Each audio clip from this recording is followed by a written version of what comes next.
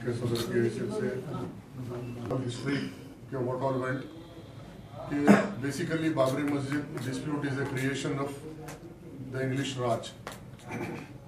अंग्रेजों के दौर में हिंदुस्तान की आज़ादी से कबल हिंदू मुसलमान को लड़ाने के लिए उस वक्त के अंग्रेज हुक्मरानों ने हिंदू मुसलमान का एक फितना पैदा किया और बाबरी मस्जिद के मुकाम पर कुछ शरपसंद अनासिर की जानिब से राम जन्मभूमि के दावों का आगाज हुआ और फिर हिंदुस्तान की से लेकर 6 दिसंबर बाबरी मस्जिद की शहादत मुसलमान इस मुल्क में ऐलान करते रहे कि हम हर उस कानून के साथ हैं जो कानून के मुताबिक इंसाफ करेगा। लेकिन आप अदर साइड देखिए कि जो फैसिज्म की इस मुल्क में बात कर रहे हैं, फैसिस्ट हिंदू राष्ट्र कायम करने की बात कर रहे हैं। They are very immature people, they don't understand the meaning of unity in diversity, they don't understand the very cultural ethos of this country. इस मुल्क की तहजीब और तमद्दुन से वाकिफ नहीं है, इस मुल्क की आज़ादी की तारीख से वाकिफ नहीं है। और वेरी इंपॉर्टेंट एक चीज़ है कि जो लोग आज इस मुल्क में हिंदू राष्ट्र की बात करने वाले हैं, जिसका ताल्लुक संघ परिवार और उसके एफिलिएट ऑर्गेनाइजेशन से है, जो राम जन्मभूमि की बात करते हैं, उनमें से किसी एक का भी ताल्लुक हिंदुस्तान की आज़ादी इंडिपेंडेंस स्ट्रगल से नहीं है। आज़ादी से पहले भी वो अंग्रेजों के एजेंट्स थे, आज़ादी के बाद भी उनका हिंदुस्तान और इस मुल्क और देशभक्ति से कोई ताल्लुक नहीं। वो सिर्फ इस मुल्क में हिंदू मुसलमान के नाम पे तसादुम क्रिएट करके मुल्क के दुश्मन ताकतों को मदद करना चाहते हैं। और 29 दिसंबर 1949 से लेके 6 दिसंबर 1992 वेरी ओपनली ये लोग ये सियासत के नाम पे राजीव गांधी ने शिलान्यास किया, बाबरी मस्जिद के दरवाजे खुलाए। It was not secular conviction, ना उनका कांग्रेस सेक्युलर आइडियोलॉजीज पे काम करी बल्कि पॉलिटिकल कन्वीनियंस में काम की। फिर नरसिम्हा राव के पीरियड में संघ परिवार से कलयुग होके हिंदुस्तान के प्राइम मिनिस्टर ने, जबकि सुप्रीम कोर्ट का स्टेटस को था, Supreme Court has given a very clear direction to maintain a status quo on Babri Masjid site. In spite of that, colluding with the BJP, Kalyan Singh and Advani, Narasimha Rao and the state colluded in demolition of the Babri Masjid. फिर उसके बाद आप देख रहे हैं कि इस मुल्क के मुसलमान हमेशा अदालत में भरोसा करें, इंसाफ में भरोसा करें और we expected a fair judgment. Merits of the case, laws of evidence and hard facts के ऊपर जब कोर्ट में केस होगा तो we are very confident as per the secular constitution when the judgment is delivered it will be delivered in favour of Babri Masjid. It's not a Hindu Muslim issue before the court. Court के सामने ये हिंदू मुसलमान या किसी community majority minority का नहीं, बल्कि ownership of the land and that can be prove through documents and laws of evidence. And Ram Janmabhoomi की बात करने वालों के पास ना कोई सबूत है, ना कोई एविडेंस है, ना कोई डॉक्यूमेंट है। इन spite of that, it's a Waqf property 400 years. The court has very clearly stated, the Supreme Court, in its direction, that since last 400 years, the Muslim community is in possession of that land, and as per the law of adverse possession. Law of adverse position के तहत हिंदुस्तान के अंदर कोई फैसला मुसलमानों के खिलाफ नहीं जा सकता। और इलाहाबाद हाई कोर्ट का जजमेंट जो आया,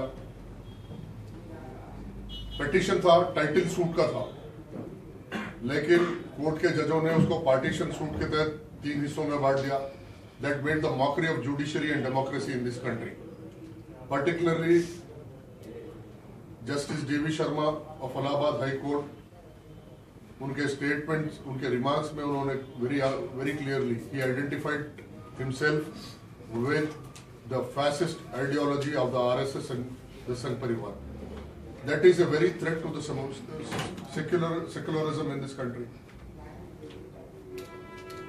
और फिर आर्कियोलॉजिकल सर्वे ऑफ इंडिया की जानिब से मुरली मनोहर जोशी यूनियन मिनिस्टर और बीजेपी की गवर्नमेंट में खुदवाई करके they created a false evidences in the name of Ram Janmabhoomi, और based on that archaeological reports be carried out because the laws of adverse position is very strong in favour of the Muslim community.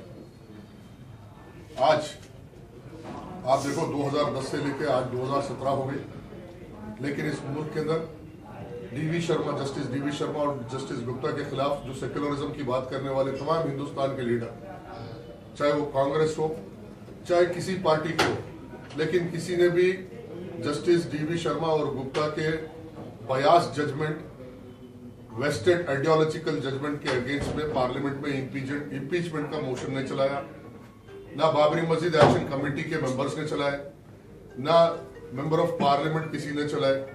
आज to save secularism still there is time, इसलिए कि हिंदुस्तान की तारीख है कि कलकत्ता के एक जज जस्टिस बनर्जी ने एक एडवोकेट कमिश्नर की हैसियत से कुछ अमानत में खियानत किए थे, तो ऐवान पार्लियामेंट में जस्टिस बनर्जी के खिलाफ इम्पीचमेंट मोशन लाया गया था कम्युनिस्ट पार्टीज की तरफ से। एक अमानत में किसी अमानत में खियानत किए तो इम्पीचमेंट मोशन हुआ, लेकिन जस्टिस डीवी शर्मा और justice Gupta of Allahabad high court जिस कॉन्स्टिट्यूशन की शपथ लेके जज बने, उस कॉन्स्टिट्यूशन का बलात्कार किए। They have raped the constitution based on their beliefs and faiths. In spite of that, no secular leader from the Congress and the Communist bloc, they came forward to pilot a impeachment motion in the parliament. That is the saddest part. अगर ऐसे लोगों के खिलाफ काम नहीं किया जाएगा, ऊंचे ओहदों पे बैठ के, कुर्सियों पे बैठ के लोग अपने नजरियात की बुनियाद पे फैसले सुनाएंगे और यहाँ का निजाम चलाएंगे, तो यकीनन this will lead to chaos, anarchy, और समाजियत खत्म हो जाएगी, कम्युनल हार्मोनी खत्म हो जाएगी। मेजॉरिटी और माइनॉरिटी के नाम पे अगर यहाँ पे कानून तफरीका पैदा करेगा, तो आप तारीख है कि in any democracy if a majority tries to deprive the rights of the minority on the strength of numbers, it will lead to chaos and bloodshed. कोई अक्सरियत हिंसों की ताकत की बुनियाद पर अक़लियतों के जमहूरी हुकूक को पामाल करेगी, उसका गला दबा देगी, तो ऐसे हालात में तफरीका पैदा होगा, सिविल अनरेस्ट पैदा होगा, खाना जंगी होगी। और this is history, human history, कि जब जब कानून के नाम पर इंसाफ नहीं मिलेगा और मुंसिफ एक रेफरी की हैसियत से काम करने का, मुंसिफ, मजिस्ट्रेट, जज अगर पार्टीशन हो जाएगा और किसी एक पार्टी को हेल्प करने के लिए मदद करेगा, तो that will lead to state terrorism, and state terrorism will give birth to neo-terrorism in society. That is the history of the global terrorism going on in this world. आज supreme court के जेरे माथे चलने वाला बाबरी मस्जिद के मुकदमे में इस मुल्क के अक़लियतों की जानिब से मजलिस बचाओ तहरीक ये उम्मीद करती है कि इलाहाबाद हाई कोर्ट के उस जजमेंट को नलिफाई नहीं करना चाहिए, बल्कि सुप्रीम कोर्ट के मौजूद जजों की जिम्मेदारी है कि इलाहाबाद हाई कोर्ट के उस जजों के खिलाफ इस फैसले के लिए स्ट्रिक्चर्स पास करते हुए they should be punished. That is the demand and expectation from supreme court. आज की गवर्नमेंट तो एनडीए की गवर्नमेंट, नरेंद्र मोदी की government, and Narendra Modi was a part and parcel of Advani's kar seva, and we don't expect any fair play by the union government today, but we expect कि बाबरी मस्जिद के issue को अब आने वाले यूपी इलेक्शन में राम जन्मभूमि का फिर से पॉलिटिकल फायदा उठाने के लिए यूपी में माहौल पैदा किया जा रहा, संघ परिवार के अलाइड फोर्सेस, अलाइड ऑर्गेनाइजेशंस की तरफ से फिर से एक बार उठाया जा रहा, और मुल्क भर में रेडिकलाइजेशन और फिरका परस्ती को आगे बढ़ाया जा रहा, और यूपी इलेक्शन में फिर से एक बार राम जन्मभूमि के नारे पे वोट लेने की कोशिश की जा रही। इस सीन के अंदर we expect all the saner secular forces in this country to come on a platform to defeat the fascist forces. हमारी अपील है और उम्मीद है कि इस मुल्क को बचाना है, संघ परिवार के फैसिज्म से बचाना है। आज सारी दुनिया तरक्की कर रही, आज आईटी रेवोल्यूशन आ गया, आज बच्चा बच्चा तरक्की करना चाहता, चाहे वो हिंदू, मुसलमान, सिख, पारसी, हर बच्चा पढ़ना चाहता है, एक इज्जत की जिंदगी जाता। हम आने वाली नस्ल को, कमिंग जनरेशंस को, we don't want to give him a corrupt history, we want to give him a progressive future, चाहे वो किसी का बच्चा हो मुल्क में। हम एक दागदार तारीख देना नहीं चाहते और एक कंफ्यूज्ड एटमॉस्फेयर देना नहीं चाहते। We are very clear in our ideas, we are from a progressive ideology and progressive thought. हम चाहते हैं कि तरक्की हो, तरक्की पजीर लोग मिलकर इस दहशतगर्द और फासिस्ट जमातों को रोके, and we will be always shoulder to shoulder with all the secular forces who believe in unity in diversity in this country. मेरी गुजारिश है, अपील है तमाम आप लोगों से कि आपकी और मेरी ये जिम्मेदारी है, मुल्क में, समाज में नफरत को खत्म करें। मेरी और आपकी जिम्मेदारी है कि इस मुल्क में हम भाईचारे को बढ़ाएं और झूठे झगड़े पैदा करने वालों को बेनकाब करें।